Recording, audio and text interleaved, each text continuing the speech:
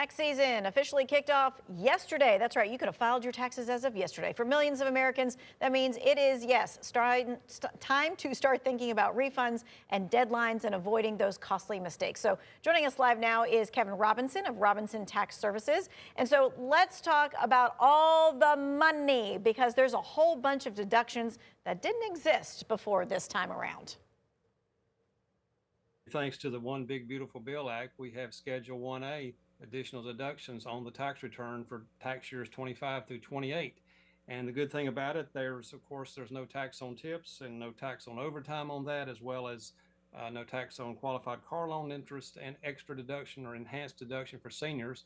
The beauty of it is, whether you itemize or not, if you qualify, you can take some extra deductions on top of your standard deduction.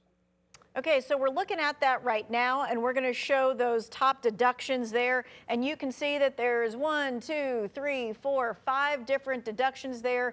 Everything from, like you said, no tax on tips, no tax on overtime, no tax on the car interest, and then an enhanced deduction for seniors as well. So let's kind of take them bit by bit here, Kevin. Let's talk about that enhanced deduction for seniors, because I know a lot of people are going to be like, what does that mean for me? How much do I get to save?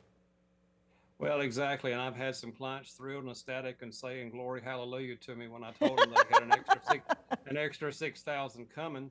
But basically, if you are 65 or older already, or if you turn 65 from 1/1/25 to 12/31/28, you could be eligible for an extra deduction of $6,000. Now, note, this is per individual. So a couple, if they're over 65 and qualify, they actually can get $12,000 extra deduction on their return just for being a senior. So it's really a great thing that they can have. It was really designed to offset Social Security, but basically it offsets the front page of your 1040 income, which could include Social Security taxable portion, but it's not really directly tied to it.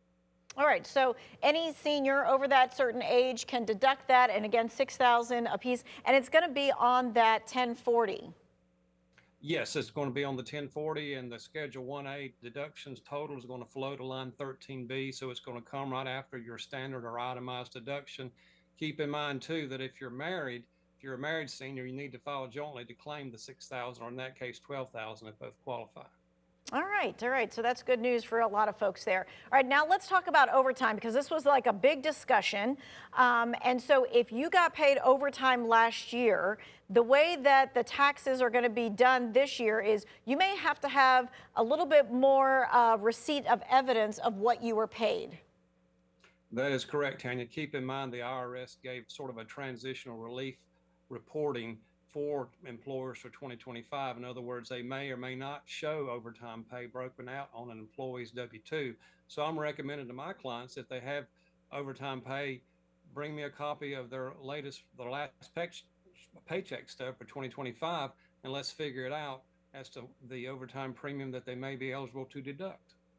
All right, so you may have to fish out that last pay stub because your W-2 may not show that overtime, and you want to make sure that you can get that overtime deduction if you are due it for sure. Hey, there was something interesting happening around like the end of the year, beginning of the year, when it comes to the post office about when they postmark things, and this is especially crucial for those who might, mail any of their tax documents. That is correct, Tanya. I think, from my understanding, the law went into effect on Christmas Eve day of all days. Basically, that what we want to do, if we're going to mail, say, a tax payment or something to the IRS from the post office, I would definitely have it post-dated or dated that day, because basically it goes by process date. It may be processed a day later or something, and that's what they go by. Have it date stamped the day you take it to the post office, what I would recommend, and just have proof you sent it, because it may be date stamped maybe the next day when it's date stamped and being processed. All right, and so just to be very clear, what you're saying is go into the post office, make sure they do that stamp, because if you stick it in the box, it may or may not get stamped that day.